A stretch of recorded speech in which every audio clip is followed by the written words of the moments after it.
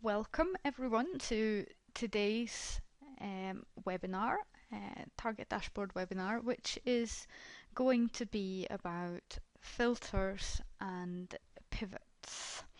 Now, these are functions that you can use in Target Dashboard to look at your data a bit differently and to maybe gain a bit more depth or a different perspective on your data. Now, something that I need to mention from the start is that both of these methods, they are available to everyone, but they require that your data is categorized. So I'm going to start off by showing you an example of what I mean by that. So I'm going to go to my data.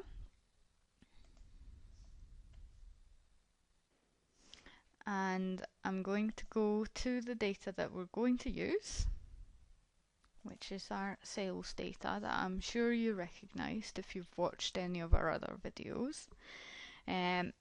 Now, as you can see, we have lots of numbers and calculations here, but we've also got two text-based fields, and these are category columns.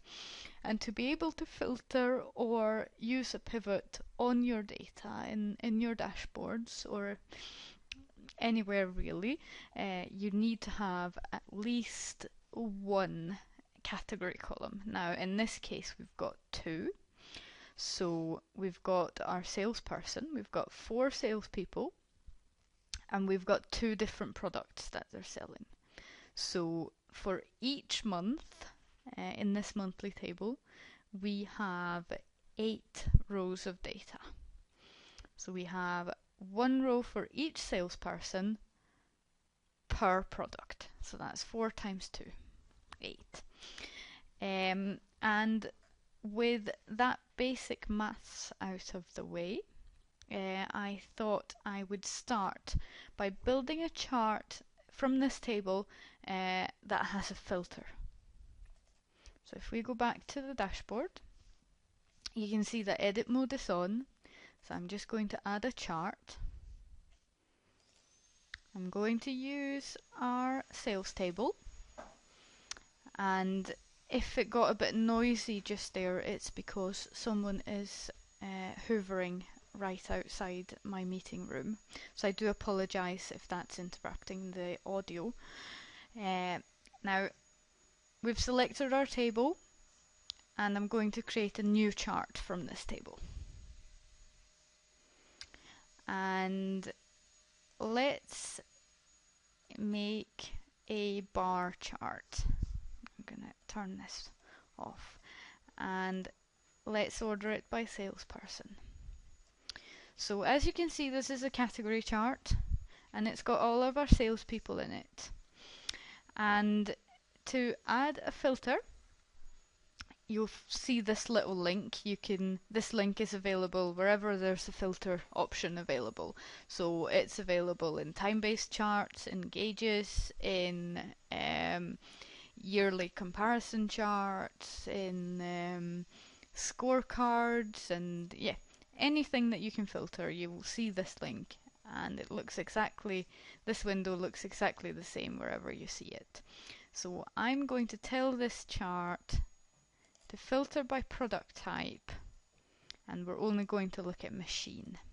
If I add that filter, we get a chart that's filtered by machine. And if we add that to dashboard, let's see, it will only ever show me the figures for machine. So we could add a second chart that only shows the installation product group for each of our salespeople, or we can do something different. So if I go back in here and edit my chart again, and go back into the filter again, and we clear that, and instead of selecting a specific product type, we'll leave it at this one here, let user pick on dashboard. Now if we add that to our chart and click on finished, we get a little drop down box here, which is just the same as for our date range. And if we click there, we can choose to look at installation, or we can look at machine, or we can look at the two combined. And that's a really easy, a really handy way of using filters in your charts. And it can allow you to single out a certain category. Say you had several offices that had the same KPIs, but you only wanted to see, you want to see them separately. So instead of creating 3 different charts, one for each office, you could create one chart and put one of these dynamic filters on top of it.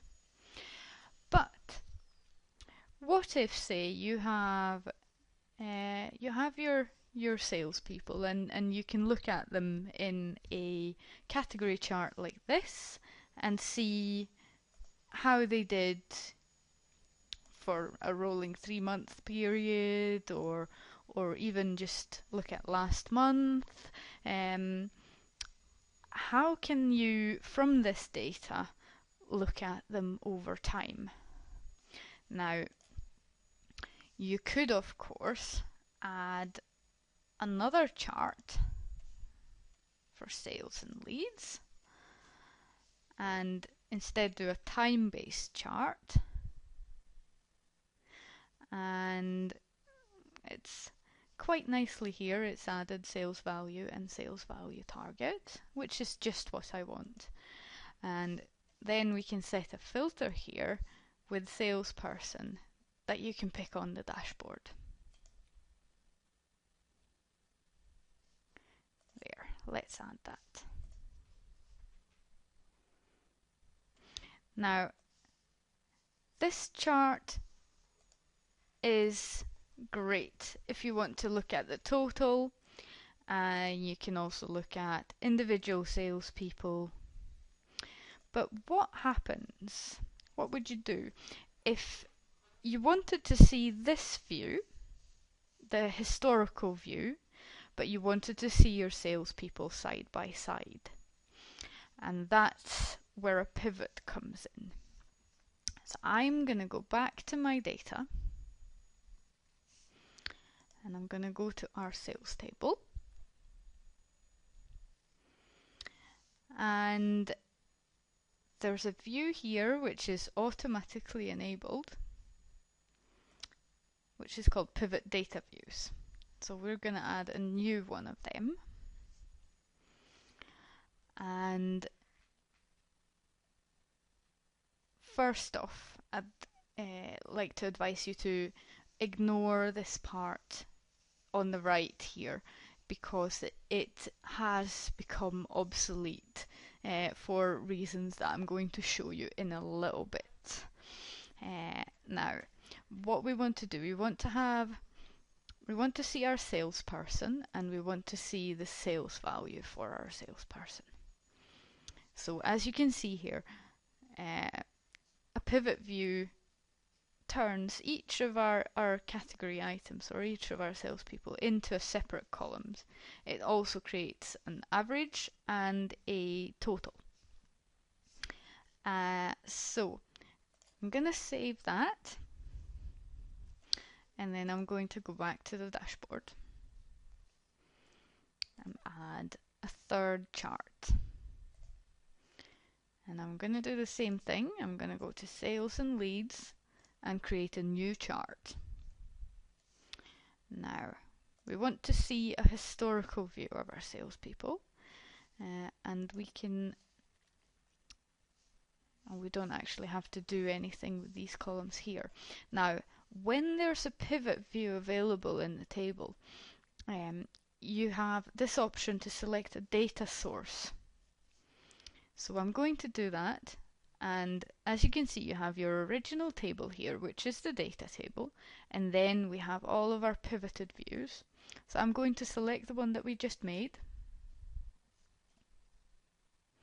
and as you can see, that clears our chart. But I'm going to use this little option to add all of our columns to the chart. And I'm then going to remove the ones that I don't want, so the total and the average, because that's simply quicker. And as you can see now, we have a line for each of our salespeople.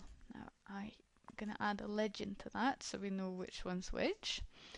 So we have a line now for each of our salespeople, although it is a bit hard to read, so I'm going to change the date range to a shorter period. There we go. And now we can actually compare the performance of each of our salespeople over time. Now, what we can do, which is pretty handy, is that we can change this chart style to a stacked column, which will stack our salespeople in a bar chart with different segments instead of showing them as lines side by side. And if I tick this option at the bottom, it will apply these settings to all of our chart, or all of our columns in the chart. So we get this handy view, so we have a segment for each salesperson, and we're also comparing them over time. So it's very easy to see who's John's doing very well in December, but then in January his performance fell again, and since then he's not done as well. Compared to Jane, for example, who didn't do very well in December, but it did a bit better going forward. So it gives you the ability to look at categorized data over time and compare different categories to each other. So let's add this to the dashboard. Now, there we go. Now I'm going to go back into this chart, because remember I said to ignore the filter options in the actual pivot view. Well, they were relevant up until about 2 months ago, when we found a way to let you apply filters to pivots in the chart.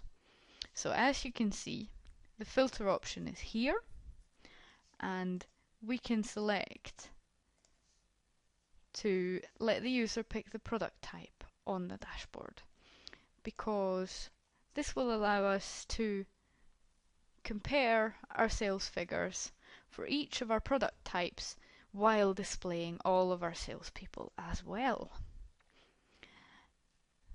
So let's try that out. We've got all product types selected, but then if we select installation, you will see that we only get the installation figures or the machine figures.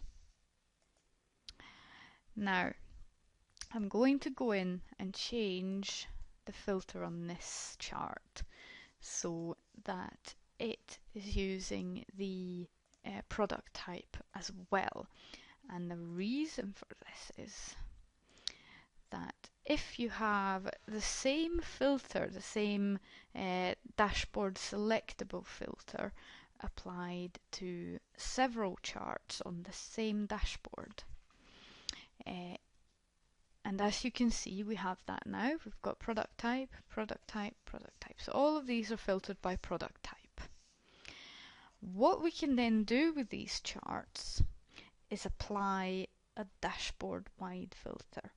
And what that does is it lets you change the filter on all of your charts simultaneously by using a sort of master filter that's applied to the whole dashboard. Now, this is only available if you have the enterprise plan of Target Dashboard, so that's something to bear in mind. But if you do, you can find the option by going into Edit and Dashboard Filters. And by default, all dashboards are set to unfiltered, which is a standard normal dashboard. But what we want is a user selectable filter, so the second option here. I've actually prepared this already. So our filter here, you can type in. And this has to be typed in exactly as it exists in your data. So if your category for product type has installation and machine, you need to make sure the spelling matches what's in your data and that it's a comma separated list like this. So if we save this, we get a drop down up here to the top right of your dashboard. And as you can see, it says installation, and because of that, on our charts, it says installation as well. And if we change this to machine, all our charts change to machine. But what if you also want to see a total? Because that's sometimes very handy to get an overview as well as the drill down in your data. Let's go back to the dashboard filter options. And in here, I'm going to type in all product types. And I'm going to put that in square brackets. Now, anything that you type within square brackets will disregard any filter. So it will automatically show a summary of the data. So we don't have to put product types in here, we could put something else, but because that's what these two filters are, that makes sense to put that there. So let's save it and see what happens. So we now have the all filter here as well. And as you can see on the chart, it's showing everything. And if we select installation, our chart changes to only show data for installation. And the same thing happens if we pick machine or services or anything else that we might add that's available in our data, of course. Because if the filter that you type into your filter settings isn't available in your data, you won't see anything. So I hope that all makes sense. And I thank you all for attending the webinar, and information and the recording of this webinar will come out in the beginning of next week, and then you'll get the date for the next session as well as the topic. So thanks everyone for attending, and if you want to hang on, I can answer some questions.